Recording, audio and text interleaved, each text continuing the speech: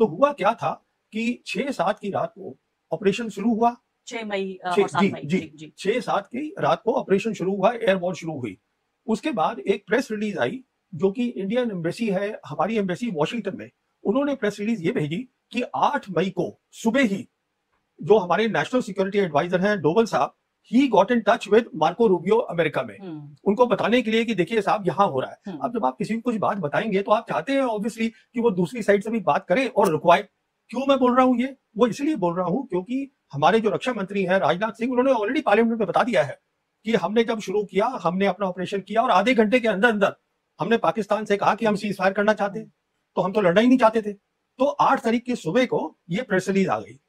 Operation सिंदूर के पिटने की पूरी कहानी आज आपको प्रवीण सोनी की जुबानी सुनाएंगे। कल का ही इनका एक ताज़ा इंटरव्यू है जिस पर अंध भक्तों को बड़ी तकलीफ है और उसकी वो तकलीफ भी मैं आपको इस वीडियो में दिखाऊंगा। पहले ज़रा प्रवीण सोनी की जुबानी कुछ सुनते हैं। इसका मतलब है मार्को रूबियो जो है वो दोनों तरफ से बातचीत उन्होंने शुरू कर दी हिंदुस्तान पाकिस्तान से। उसके बाद आप नोट करिएगा 10 मई को सबसे पहले सोशल मीडिया पे डोनाल्ड ट्रंप ने कहा कि ये दोनों जो मुल्क है वो परमानेंट सीज फायर के लिए राजी हो गए हैं और होगी। उसके इमीडिएटली बाद मार्को रूबियो का आया कि वो दोनों राजी हो गए हैं और ये भी राजी हो गए हैं कि किसी अलग तीसरी जगह पे ये आगे की बातचीत करेंगे। उसके बाद पता चला कि पाकिस्तान ने कहा कि सीज फायर होगा और एंड में इंडिया ने बोला। हमारा ये कहना है कि उन्होंने, जो उनका डीजीएमओ है, he got in touch with us और उसके बाद हमने किया है। पर सवाल ये है कि आप तो पहले से आधे घंटे में ही तैयार हो गए थे सीज फायर के लिए, तो फिर अब क्या बात हो रही है? तो मुझे बताइए प्रवीण जी, कौन जीता? भारत और पाकिस्तान के बीच ये जो छोटी मोटी जंग हुई या झड़प हुई या कोई भी आप नाम ले दीजिए इसको टेक्निकल, इसमें जीता कौन? ये बहुत इंपॉर्टेंट क्वेश्चन है कि जीता कौन और हारा कौन, क्योंकि विक्ट्री तो दोनों क्लेम कर रहे हैं। पाकिस्तान में तो बड़ा जश्न भी हुआ, भारतीयों ने 3 महीने बाद पाकिस्तान के जहाज भी गिराए। अब जवाब सुनते हैं भारत के सबसे जाने माने डिफेंस एनालिस्ट प्रवीण सोनी की जुबानी। देखिए वो तो दुनिया ने फैसला किया है, पाकिस्तान की मिलिट्री प्रोफाइल बढ़ गई है, पाकिस्तान की जियोपॉलिटिकल प्रोफाइल बढ़ गई है।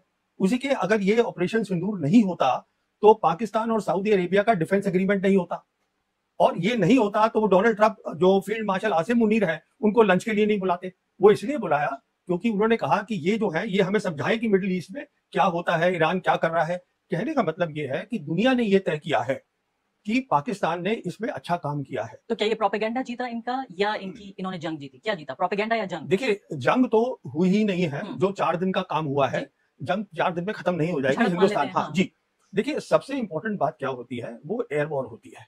और वो इसलिए होती है कि हिंदुस्तान पाकिस्तान की जो है, हम दोनों नेबर्स हैं, यहाँ एयर का रोल बहुत बड़ा होगा। और जो एयरफोर्स होती है उसका जो मेन काम होता है वो होता है एयर सुपीरियोरिटी। उसको हम बोलते हैं कि एयर टू एयर एंगेजमेंट। तो वो पहली ही 6-7 की रात को हमने देखा कि air to air engagement Pakistan air force ने करी और अगले दिन उन्होंने इंटरनेशनल प्रेस को बुला के ब्रीफिंग भी दी। हम तो अभी तक उसकी बात ही नहीं करना चाहते हैं। हमारे प्रधानमंत्री ने एक बार भी इस पर कोई प्रेस कॉन्फ्रेंस नहीं की, इस पर कोई बातचीत नहीं की। नहीं, हम हमारे किसी भी अफसर ने इसके बारे में बातचीत नहीं करना चाहते हम खुल के। वो कुछ टिप्पणियां आती रहती हैं, जैसे सीडीएस ने सिंगापुर में बोल दिया हाँ हमारे कुछ रफाल गिरे थे। फिर वो एक और है हमारे नेवल एडवाइजर इंडोनेशिया में, उन्होंने बोल दिया कुछ जहाज गिरे थे। पर एयरफोर्स चीफ ने जब बात करी, हमारे एयरफोर्स चीफ ने, उन्होंने कुछ भी नहीं बोला इसके बारे में। फिर वो बहुत सारी किताबें आ गई हैं मार्केट में कि ऑपरेशन सिंदूर में हमने ये किया, एयर वॉर की बात ही नहीं करते। देखिए जहां तक दुनिया का ताल्लुक है और दुनिया में जो मिलिट्री लीडर्स हैं वो एयर वॉर को अहमियत देते हैं। और दुनिया ये समझ रही है कि ये जंग पाकिस्तान जीत गया है। मतलब अगर तथ्यों को भी थोड़ा किनारे रखें तो कम से कम दुनिया को ये कन्विंस करने में पाकिस्तान कामयाब हुआ है। देखिए पाकिस्तान ने 16 सितंबर को उनके जनरल खालिद हैं जो एक बहुत बड़े ऑफिसर हैं, उनके होते थे, अब रिटायर हो गए हैं, अभी है वो एडवाइजर नेशनल कमांड अथॉरिटी के जो न्यूक्लियर वेपन्स में डील करती है।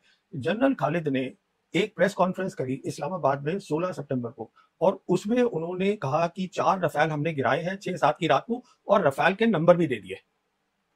उन्होंने अपनी तरफ से एविडेंस दे दिया, पर हमने उसके ऊपर कोई बात नहीं करी। फिर उनके जो प्रधानमंत्री हैं वो उन्होंने यूएन में बोला कि हमने 7 हवाई जहाज गिरा दिए हैं और साथ ही डोनाल्ड ट्रंप भी बोल रहे हैं, पर हम उसकी बात नहीं कर रहे हैं। तो सवाल ये है, हमें अपनी पोजीशन क्लियर करनी चाहिए, पर हम वो कह नहीं रहे। लेकिन क्या आपको ये लगता है कि भारत में जो विदेश मामलों के जानकार हैं वो इस बात को दरअसल समझते हैं, लेकिन तथाकथित तथ्यों को पीछे रखे तथाकथित यहाँ पर मैं थोड़ी सी आपको ब्रेक देता हूँ और इस इंटरव्यू के बाद जो आउटरीच आई है, जो इसके ऊपर प्रवीण सोनी के ऊपर हमले शुरू हुए हैं अंध भक्तों की तरफ से, उसकी चंद झलकियां मैं आपको दिखाता हूँ। अब ये विक्टर है भारतीय जनता पार्टी का माउथपीस, वो लिखता है ऊपर गाली देकर प्रवीण साने को टैग करके, enough of your blatant lies and propaganda, we host geopolitical and defence spaces regularly and dare you to join the space if your balls are not in ISI's hand, choose a date and time of your preference. यानी ये challenge कर रहा है और उसे time दे रहा है प्रवीण साने को, और प्रवीण साने इस जैसे चपड़गंजू के साथ आकर बात करे और क्या कह रहा है कि तुम अगर ISI के एजेंट नहीं हो।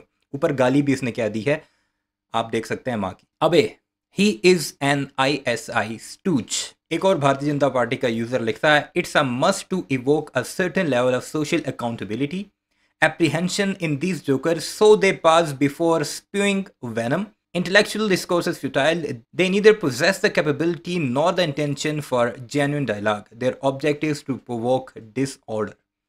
यानी पाकिस्तान का एजेंट है, इनके ऊपर हाथ डाला जाए, ये जो सोशल मीडिया पर यूट्यूब पर आकर बातें करते हैं इनके ऊपर अकाउंटेबिलिटी की जाए, इन्हें इनकी औकात दिखाई जाए, ये सोशल मीडिया पर कहा जा रहा है। अरुण साहब लिखते हैं, if Indian government is not sending this Ghaddar and sold out Indian passport holder to jail without bail, then it is really hurting common people emotions of India. This crook is sold out the enemies and should be taken into the final days inside the jail. Hope government listen. यानी कि अगर इस गद्दार और बिके हुए भारतीय passport holder को पूरी ज़िंदगी जो उसकी रह गई है उसके लिए जेल में नहीं भेजा जाता तो हम अपनी सरकार पर क्वेश्चन करेंगे। ये मैंने आपको चंद ट्वीट्स दिखाए हैं, ऐसी हज़ारों हैं जो कि आपको दिखाई भी नहीं जा सकती क्योंकि माँ बहन की गालियाँ निकाली गई हैं प्रवीण साने को, क्योंकि उसने इंटरव्यू में भारत के अंदर ही बैठकर इनको इनकी औकात दिखाई है और वाज़ेह तौर पर सवाल के जवाब में ये कहा है कि जंग कौन जीता, पाकिस्तान जीता है। या देशभक्ति के नाम पे सच नहीं बोलते, क्या आपके जैसे लोगों को फिर एंटी नेशनल नहीं कहा जाएगा? क्योंकि उस दौर में जब ये ऑपरेशन सिंदूर हो रहा था सिर्फ आप ही ऐसे थे जो तथ्यों को बरसा रहे थे, मैं कहूंगी ट्रूथ बॉम्ब जिसे अंग्रेजी में कहते हैं वो बरसा रहे थे। एक तरफ यहाँ बमबारी हो रही थी भारत और पाकिस्तान के बीच और एक तरफ आप जो है ट्रूथ बॉम्ब गिरा रहे थे, सच्चाई के बम गिरा रहे थे। क्या आपको लोग एंटी नेशनल नहीं कहते? देखिए अब मुझे क्या कहते हैं वो दूसरी बात है, मैं तो जर्नलिज्म कर रहा था और एज अ जर्नलिस्ट ये मेरा बनता है। यहीं पर जवाब सुन लीजिए जिनकी मैंने आपको ट्वीट्स दिखाई हैं उनके लिए क्या कहते हैं। फर्ज बनता है क्योंकि मुझे ये सब्जेक्ट आता है, मैंने ये सब्जेक्ट 48 इयर्स पढ़ा है, आर्मी के अंदर भी और आर्मी के बाहर भी, मैं समझता हूँ इस सब्जेक्ट को। तो मुझे खुद अंदर से परेशानी हो रही थी कि मेरा देश है and I want my armed forces to be strong, I want my government to be upright.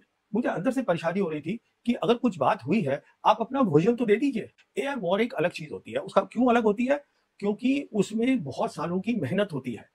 जो हमने काम किया या बाकी जो उन्होंने काम किया वो तो ये है ना कि आप S-400 ले आए, 3 महीने आपने ट्रेनिंग करी और हो गया काम।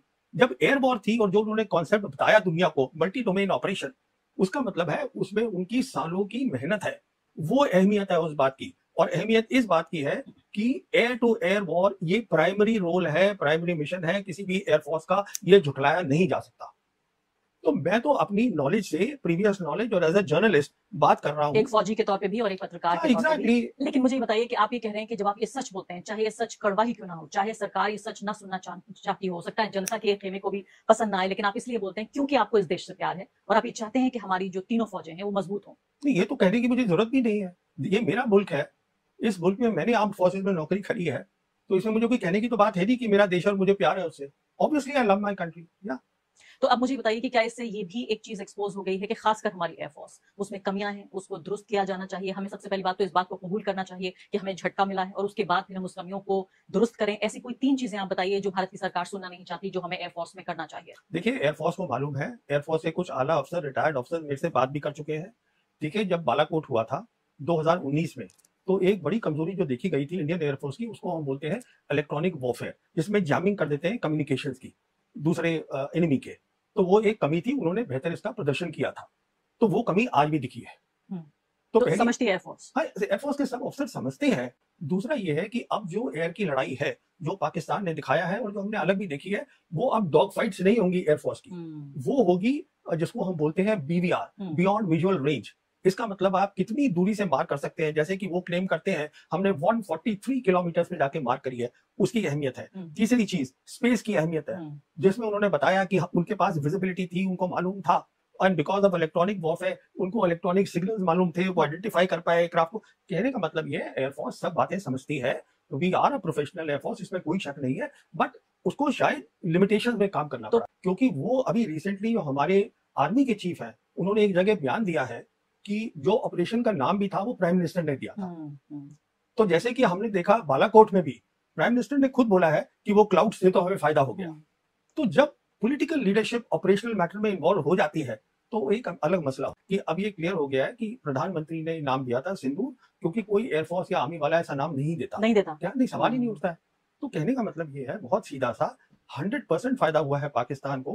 पाकिस्तान जो है, और मैंने ये कहा भी था कि ये फायदा होगा, इसमें भी मैंने वीडियो किया है, और वो वैसे ही बिल्कुल हुआ है। आप समझ रही हैं आप बात को कि ये कोई, देखिए जिसको भी थोड़ी सी भी समझ है इन बातों की, उसको क्लियर था कि ये ऐसे ही होने वाला है। Key issue is that Pakistan as a Muslim nation जिसके पास न्यूक्लियर वेपन्स हैं, जिसने ये साबित किया है। देखिए मैं आपको व्यूअर्स को एक बात बताना चाहता हूँ, very interesting and it is a very important thing which not many people are saying. वो ये है, after the 1971 war that Mrs Gandhi fought and we created Bangladesh, सोच ये थी दुनिया के अंदर कि हिंदुस्तान की फौज जो है वो पाकिस्तान की फौज से बहुत बेहतर है, कन्वेंशनल कैपेबिलिटी में वी आर सुपीरियर। ऑपरेशन सिंदूर ने वो तोड़ दिया है। जो एक सोच थी वो सोच टूट गई है इसमें, क्योंकि अगर वो जीते भी। ये कौन कह रहा है? इंडियन कह रहा है और डिफेंस एनालिस्ट कह रहा है जो भारत की आर्म्ड फोर्सेस में बाकायदा कर्नल के लेवल तक गया है। उसके बाद इस जैसा डिफेंस एनालिस्ट जिसे दुनिया मानती है, दुनिया के बड़े बड़े जरीदों में ये कॉलम लिखता है, उनके प्रोग्राम्स में भी शामिल होता है, वो है प्रवीण सुहानी। पाकिस्तान में चंद लोग ऐसे हैं जो ये कह रहे थे कि मुताला पाकिस्तान में इस तरह की बातें की गई। हमने अपनी ज़िंदगी में कोई इस तरह का कॉन्फ्लिक्ट नहीं देखा था, कोई जंग नहीं देखी थी, अब हमने देख ली। और ये वो बातें जो मुताले पाकिस्तान में हम पढ़ा करते थे, वो अब हमारे दुश्मन मुल्क का एक डिफेंस एनालिस्ट कर रहा है, तो बड़ा अच्छा तो लग रहा होगा। और उन लोगों के मुंह पर तमांचा भी ज़रूर है जो पाकिस्तान की अवाम, पाकिस्तान की अफवाज और पाकिस्तान के इदारों के बारे में बकवास किया करता है, ख़ासकर जंग के माहौल में, क्योंकि पॉलिटिक्स के तो हम खुद मुखालिफ हैं। बहरहाल इस सारे मामले पर आपकी क्या राय है, कमेंट सेक्शन में ज़रूर बताइएगा। चैनल को सब्सक्राइब नहीं किया तो ऐसे वीडियोस के लिए उसे भी ज़रूर सब्सक्राइब कीजिएगा।